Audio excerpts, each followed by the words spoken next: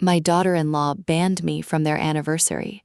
Hours later, her mother posted a photo that broke me. I was folding laundry when my phone buzzed. The good towels, the ones I only bring out for company. My hands were damp from the spray bottle I used to keep the wrinkles out. I wiped them on my jeans and picked up the phone. It was a text from my son Daniel. He said, "Mom, can we talk later tonight? Just the three of us, you, me, and Amanda." My heart did something strange, a little skip. Not the good kind, the kind that comes before bad news. I had felt that same skip 20 years ago when my husband came home early from work and sat me down in the living room. He didn't take off his coat. That was how I knew. He just sat there in his raincoat and told me he had been seeing someone from the office for almost a year.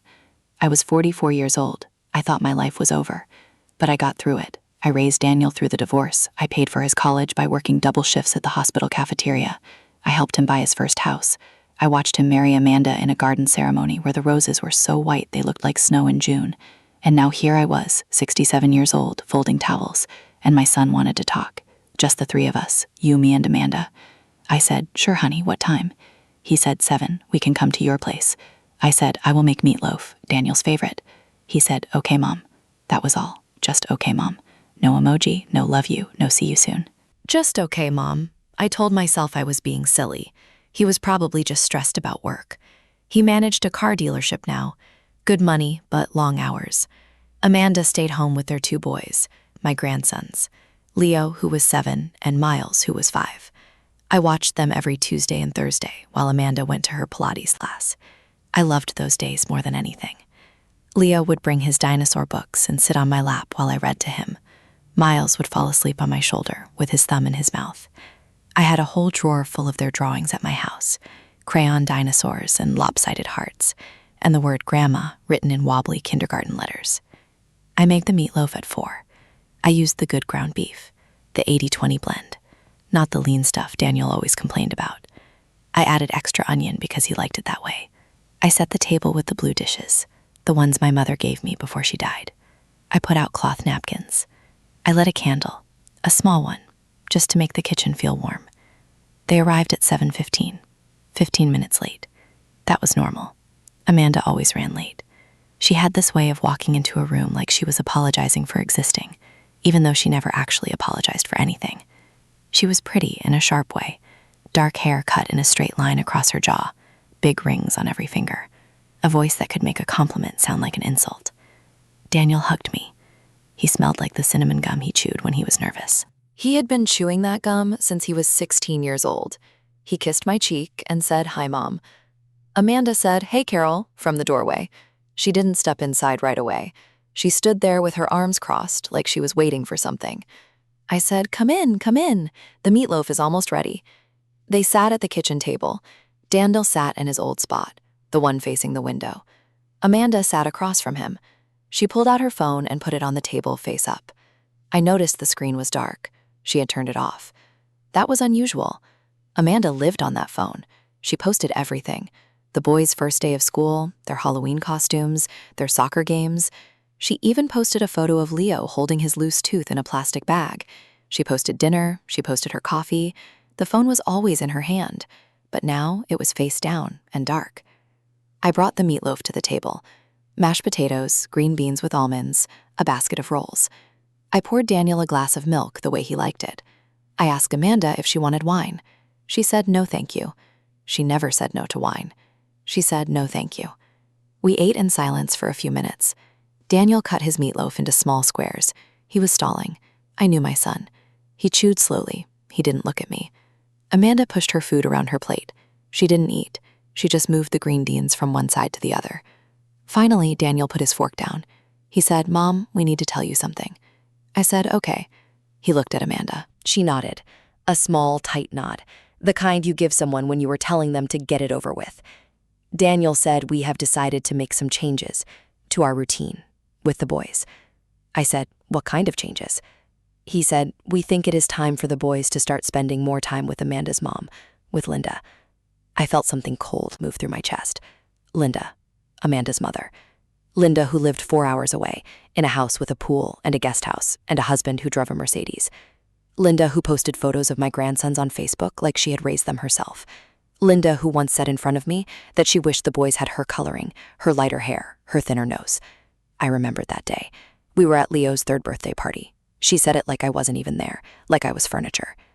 I said, "What do you mean, more time?" Amanda spoke. Her voice was calm, too calm. She said, "We have decided that Linda will take over the Tuesday-Thursday schedule. She wants to be more involved. She has more space for them, a bigger yard, a pool. They can swim in the summer." I said, "I have a yard. It is not big, but it has grass. I have the swing set. I have the sandbox Daniel built for them last spring." Amanda said, "It is not just about the yard, Carol. It is about balance. Linda is their other grandmother. She deserves time too." I said, "I never said she didn't deserve time. I watch them 2 days a week. That leaves 5 days. She can take some of those." Daniel looked at his plate. He said, "Mom, we have also decided to change the holiday schedule." I said, "What holiday schedule?" He said, "Thanksgiving. We are going to Linda's this year. And Christmas Eve. We want to start our own traditions, just the 4 of us, me and Amanda and the boys." I said, "Christmas Eve is my night. I have made Christmas Eve dinner for 30 years, since before you were born, Daniel. Your grandmother made it before me. The same recipes, the same tablecloth, the same ornaments on the tree." Amanda said, "Traditions change, Carol. Families grow. We need to make room for other people." I looked at my son. I said, "Is this your idea or hers?"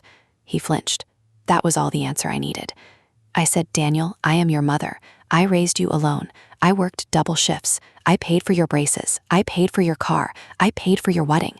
I gave you the down payment for this house, the house you live in right now. I gave you $15,000, and I never asked for it back, not once." Amanda said, "We are not talking about money." I said, "What are we talking about then?" She said, "We are talking about boundaries." The word hung in the air like smoke. Boundaries. I had heard that word before. Amanda used it the way some people use a knife, to cut things, to separate, to draw lines that could not be crossed. She used it when I offered to help clean their basement. Boundaries, Carol. She used it when I suggested Leo might need glasses because he was squinting at the television. Boundaries. She used it when I dropped off soup when Daniel had the flu. Boundaries. I said, "Boundaries from what?" "From me." Amanda said, "We love you, Carol, but we need space." I looked at Daniel. His eyes were wet. He was chewing that cinnamon gum so hard I could see the muscle in his jaw twitching. I wanted him to say something, anything. I wanted him to say, "Mom, this is not what I want." I wanted him to say, "Amanda is being too harsh." I wanted him to say, "You are still my mother and nothing will change that." He said nothing. I stood up. I took my plate to the sink. I scraped the meatloaf into the trash. I had not eaten more than 2 bites. My hands were shaking. I turned on the water and watched it run over the plate.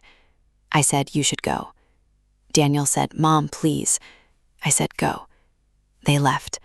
Daniel hugged me at the door, but it was a hollow hug. His arms around me, but his body already gone. Amanda walked to the car without looking back. She was on her phone now. The screen was bright. Her fingers were moving fast. She was probably already posting something, already telling the world about the difficult conversation she had to have with her difficult mother-in-law. I sat in my kitchen for a long time. The candle was still burning. The blue dishes were still on the table. The meatloaf was getting cold in the loaf pan. I turned off the candle. I put the dishes in the sink. I went to bed at 9 o'clock. I did not cry. I just lay there in the dark, with my hands on my chest, feeling my heart beat. 1, 2, 3, 4. Still going, still here, even though I felt like I had died a little. The next morning, I did the normal things. I made coffee, I watered my plants, I checked my email, I opened Facebook. That was my mistake. I should have stayed away. But I wanted to see if Amanda had posted anything about the boys. She posted every morning. A photo of their breakfast, a photo of their backpacks, a video of Miles singing the alphabet. I scrolled down. There it was, a photo. But it was not of breakfast. It was of Amanda and Linda and the boys. They were sitting on a white couch, Linda in the middle, Leo on her lap, Miles tucked under her arm. They were all wearing matching pajamas, red plaid, Christmas pajamas, in October. The caption said, "Making memories with my favorite people, the family I was blessed with." My favorite people, the family I was blessed with. Not me, not Grandma Carol, not the woman who changed Leo's diapers and taught Miles how to blow on his food so it wouldn't be too hot. Not the woman who stayed up all night with them when they had the stomach flu while Amanda slept because she said she couldn't handle vomit. not the woman who drove 45 minutes each way twice a week because she wanted to be part of their lives. I put my phone down. I picked it up again. I looked at the photo one more time. Linda was smiling, a big, shiny smile. Her teeth were very white. Her hair was very blonde. She looked like a grandmother from a commercial. The kind who gives expensive gifts and takes the children to Disney World and never gets tired, never gets sick, never gets old. I looked at my reflection in the dark screen of my phone, my gray hair that I never bothered to dye, my face that showed every year of every double shift, my hands that were rough from cleaning and cooking and scrubbing toilets in a hospital for 23 years. I looked like what I was, a working woman, a tired woman, a woman who gave everything she had and was now being told that everything she gave was not enough, was not wanted, was in the way. I called my sister Margaret. She was 3 years older than me. She lived in a retirement community in Arizona. We talked every Sunday. She answered on the second ring. I told her everything: the meatloaf, the boundaries, the matching pajamas, the caption. Margaret listened. She was good at listening. She had been listening to me cry about one thing or another since we were girls, sharing a bedroom in the house on Elm Street. When I finished, she was quiet for a moment. Then she said, "Carol, you know this is not just about the holidays." I said, "What do you mean?" She said, "Think about it. They are pulling away. Daniel is letting her do it. They are making Linda the primary grandmother. They are cutting you out. Why would they do that?" I said, "I don't know." She said, "Yes, you do." And I did. I knew. I had known for months, maybe longer. I had just been pretending not to see it. It started about a year ago. Daniel began acting strange about money. He asked me how much I had saved. He asked if I had a will. He asked if I had thought about what I wanted to do with the house. I told him the house would go to him. He was my only child. Everything I had was his. He said that was good. That was responsible. He said I should talk to a lawyer about setting up a trust. I said I would think about it. I never did, because the way he asked made me uncomfortable, like he was checking a box, like he was waiting for something. Then came the questions about my health. "Do you feel okay, Mom? Have you been to the doctor? Have you had your blood pressure checked?" I said I was fine. I was healthy. I walked every day. I took my vitamins. I went to the doctor once a year. He said, "Good, just checking, because you are getting older, Mom, and we want to be prepared." Prepared for what? He never said, but I knew. He was preparing for me to die. Not because he was cruel, because Amanda was in his ear, because Linda was in her ear, because they had a plan that did not include me. 3 days after the dinner, I got a letter in the mail. It was from a law firm, a fancy name, Henderson and Pierce.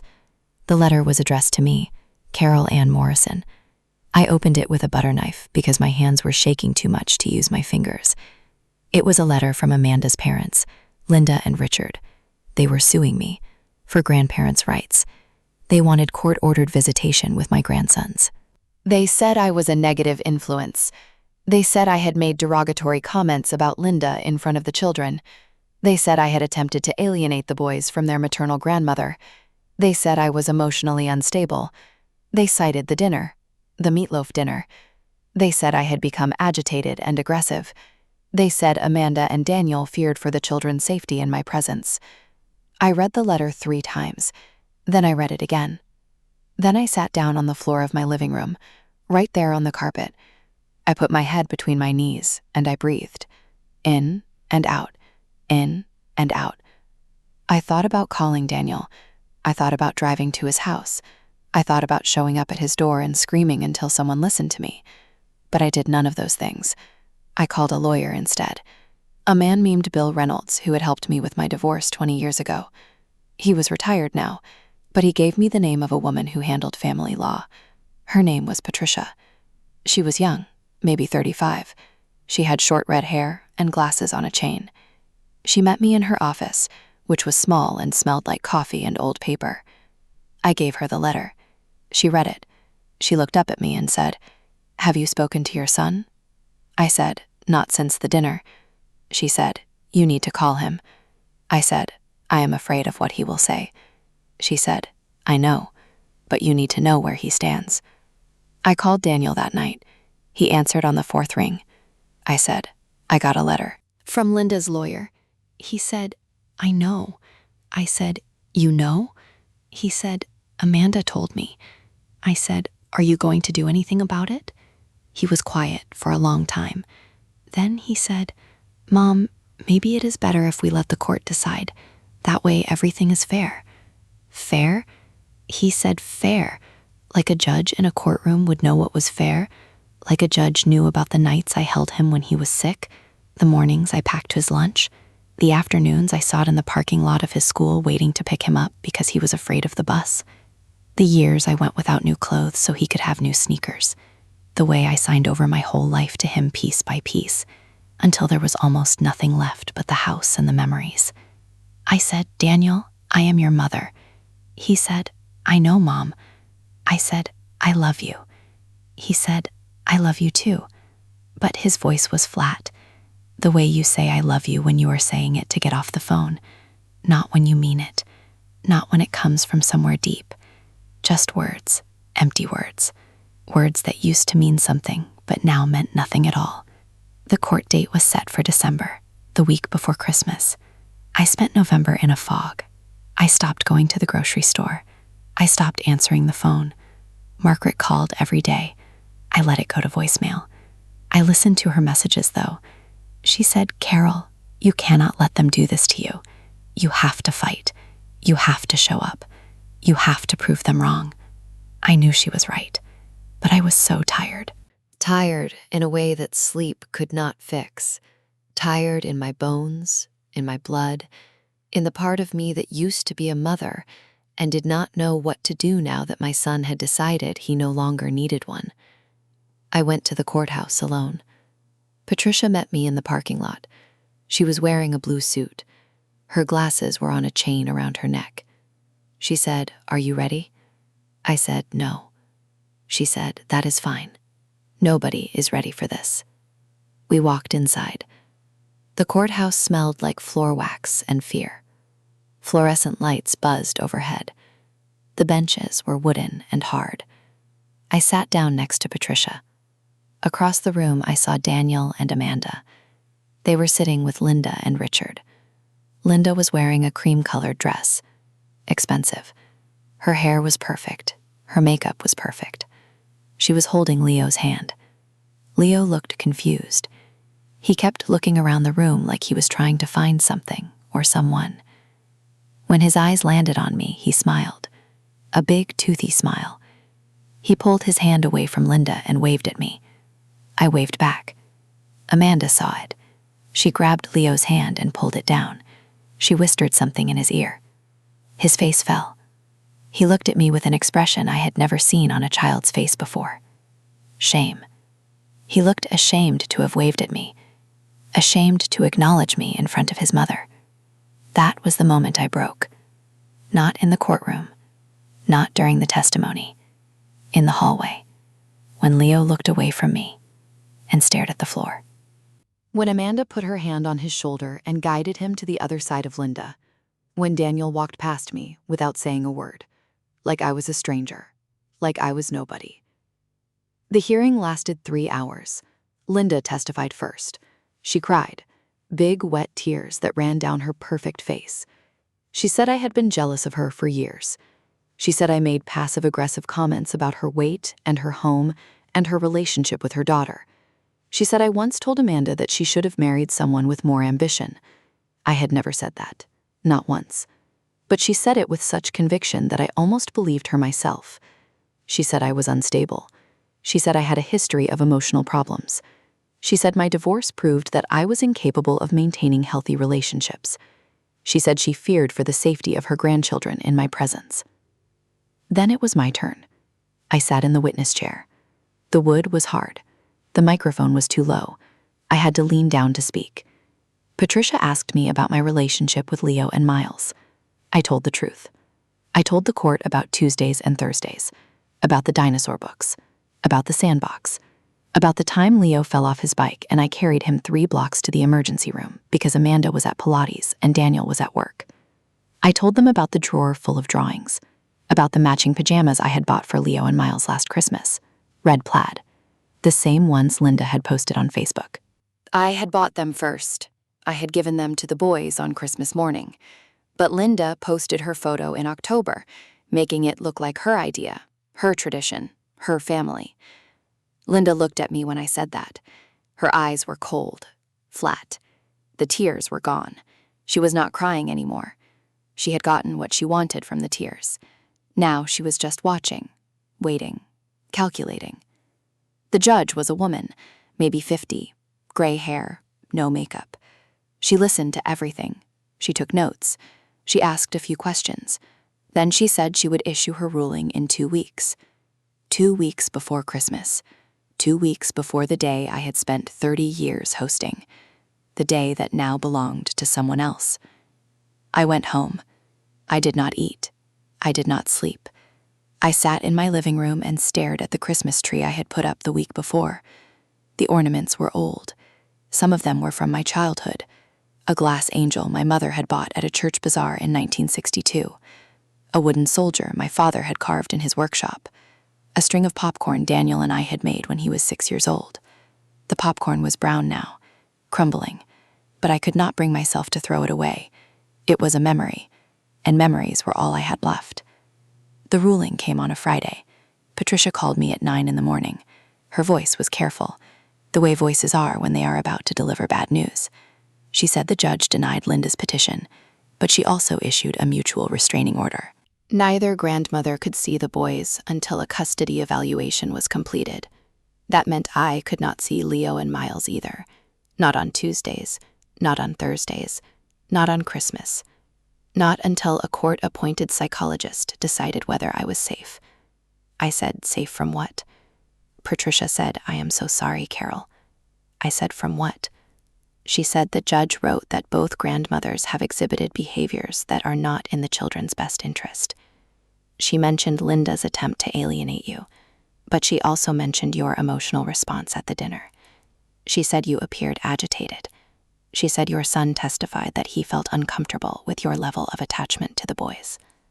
My level of attachment. I was attached to my grandchildren. That was now a problem, something to be managed. Something to be evaluated, something to be cut out like a tumor. I hung up the phone. I walked to my bedroom. I lay down on the bed. I looked at the ceiling. There was a crack in the plaster, a thin, dark line that ran from the light fixture to the window. I had never noticed it before. I stared at it for a long time. Then I closed my eyes. Christmas came. I spent it alone. I made the meatloaf anyway. I set the table with the blue dishes. I lit the candle. I sat in my chair and ate one bite, then another. Then I pushed the plate away. I looked at the empty chairs. Daniel's chair, the chair where Amanda used to sit. The little chairs where Leo and Miles would color on napkins and spill their milk and ask for more rolls. All empty, all silent. I checked Facebook. I should not have, but I did. Amanda had posted a photo. It was taken at Linda's house. I could tell because of the marble countertops, the white couch, the fireplace with the stockings hung in a row. Daniel was there, Amanda was there, Linda and Richard were there, Leo and Miles were there. They were all wearing matching pajamas, red plaid, the same ones I had bought last year, the same ones Linda had posted in October. They were gathered around a table full of food, a ham, a turkey, mashed potatoes, green beans, a pie. The caption said, Christmas with the ones who matter most. The ones who matter most. I closed the app. I deleted Facebook from my phone. I turned off the ringer. I went to bed at 7 o'clock. The sun had not even set, but I could not sit in that kitchen anymore. I could not look at those empty chairs. I could not smell the meatloaf and the candle and the memory of every Christmas that came before. January was worse. The custody evaluation took longer than expected. The psychologist wanted to interview me 3 times. She asked about my childhood, my marriage, my relationship with my son. She asked if I had ever been diagnosed with depression. I said no. She asked if I had ever taken medication for anxiety. I said no. She asked if I had ever felt that my son owed me something because of the sacrifices I made for him. I thought about that question for a long time. I said I never wanted him to owe me. I just wanted him to love me. She wrote something down. I do not know what. I do not know if that was the wrong answer or the right one. I do not know anything anymore. The report came in March. The psychologist recommended that visitation be restored, but with conditions: supervised visitation only, for both grandmothers, for Linda because of the alienation, for me because of my emotional reactivity. That was the phrase she used, emotional reactivity. It meant I cried when I talked about my grandsons. It meant my voice shook. It meant I loved too loudly and too openly and too desperately. And that was dangerous. That was a problem that needed supervision. Patricia called to tell me. She said, "This is not the worst outcome. At least you will see them." I said, "When?" She said the judge will set up a schedule, probably once a month, at a visitation center, for 2 hours, with a monitor in the room. I said, like a prisoner. She said, like a grandmother in a difficult situation. I went to the visitation center in April. It was a gray building near the courthouse. There were toys in a bin, a plastic table, 4 chairs, a window with blinds that were always half closed. The monitor was a young woman named Jenna. She sat in the corner with a clipboard. She did not smile. She did not frown. She just watched. Leo and Miles came in with Daniel. Amanda was not there. Daniel said she was waiting in the car. He did not look at me when he said it. He just dropped the boys off and left. Leo ran to me. He wrapped his arms around my waist and said, "Grandma, I missed you." Miles hung back. He was shy now. He did not remember me the way Leo did. He looked at Jenna. He looked at the plastic table. He looked at me with eyes that said, "Who are you?" I knelt down. I said, "Hi, sweetheart. It is Grandma. Do you remember the dinosaur books?" He shook his head. I said, "I have a whole drawer full of your drawings at my house, the ones you made last year. The dinosaurs with the long necks, the hearts, the ones that said Grandma." He said, "I do not remember." Leo said, "Stop being weird, Miles. You know Grandma. She reads us stories. She makes the good macaroni." Miles looked at Leo. Then he looked at me. Then he sat down at the plastic table and picked up a toy truck. He did not look at me again for the rest of the visit. I sat next to Leo. I tried to read him a book, but the books were not ours. They were cheap board books with ripped pages. The stories were flat. Leo lost interest after a few minutes. He asked if he could play with the truck. I said, of course. He went to the table and sat next to Miles. They played together. They did not need me. I was just there. A woman in a chair. A woman they used to know. A woman who used to matter. The 2 hours passed slowly. Jenna wrote on her clipboard. I sat with my hands in my lap. I watched my grandsons play. I tried to memorize the sound of Leo's laugh, the way Miles wrinkled his nose when he concentrated, the small, soft hairs on the back of Leo's neck, the dimple on Miles' left hand. I tried to remember everything, because I did not know when I would see them again, even though the visits were supposed to be monthly, even though the judge had signed the order. I knew. I knew in my gut that Amanda would find a way to stop it.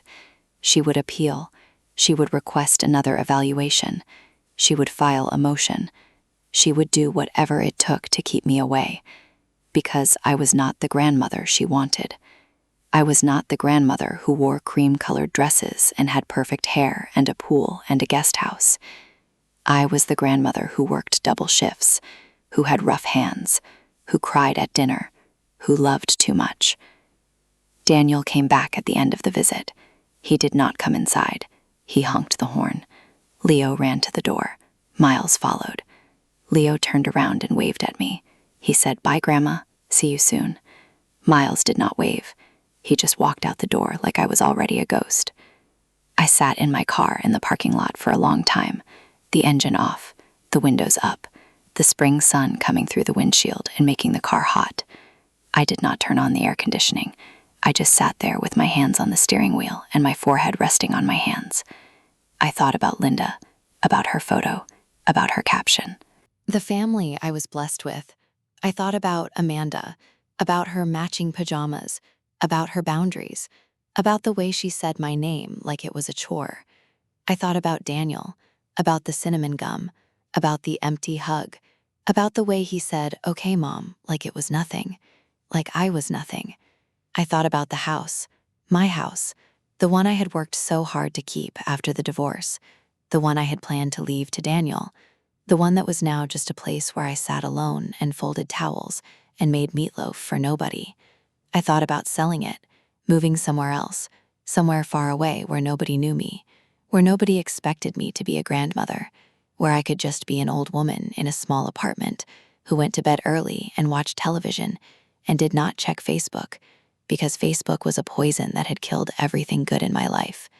But I did not sell the house. I stayed because Daniel was still my son, because Leo and Miles were still my grandsons, because love does not just turn off like a light, because even when they hurt you, even when they throw you away, even when they choose someone else over you, you still love them. You cannot help it. That is the curse of being a mother. That is the curse of being a grandmother. You love them even when they do not deserve it, even when it destroys you, even when the love is the very thing they use to hurt you. It is October now, almost a year since the dinner. The custody evaluation is still ongoing. The visits have stopped. Amanda filed another motion. She said I tried to give the boys candy without permission. I gave Leo a peppermint, one peppermint, because he asked for it, because I had nothing else to give him, because I wanted him to know that I still had something, even if it was just a piece of candy, even if it was just a small, sweet thing in a gray room with a woman and a clipboard. The judge is reviewing the motion. Patricia says it could go either way. She says the system is not designed for grandparents. She says the law favors parents. She says I have done everything I can. She says I should be proud of myself for fighting. But I am not proud. I am tired. I am 67 years old, and I am tired in a way that has nothing to do with sleep. I still have the drawer full of drawings. I look at them sometimes. The dinosaurs with the long necks, the lopsided hearts, the word grandma written in wobbly kindergarten letters. Leo drew one when he was 4. It was a picture of me and him and Miles. We were holding hands. There was a sun in the corner, a yellow circle with lines coming out. He wrote, "I love my grandma." He spelled grandma wrong, but it did not matter. It was perfect. It was everything. I keep that drawing on my refrigerator now, right in the middle, right at eye level. I look at it every morning when I make my coffee. I look at it and I remember that there was a time when I was loved, a time when I mattered. A time before the matching pajamas and the boundaries and the courtrooms and the woman with the clipboard. A time when I was just grandma, and that was enough. But that time is gone, and I do not know if it will ever come back. And that is the thing that keeps me awake at night. Not the anger, not the betrayal, not the loneliness, the not knowing, the endless not knowing if the boys will remember me, if they will grow up thinking I was the bad one, the unstable one, the one who loved them too much and was too emotional and got cut out like a tumor.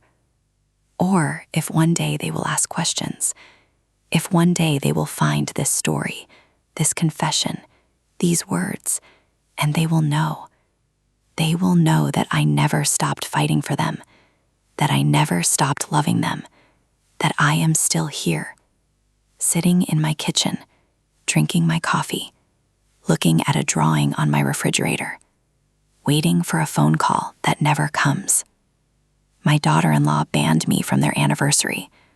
Hours later, her mother posted a photo of my grandsons on a white couch in matching pajamas.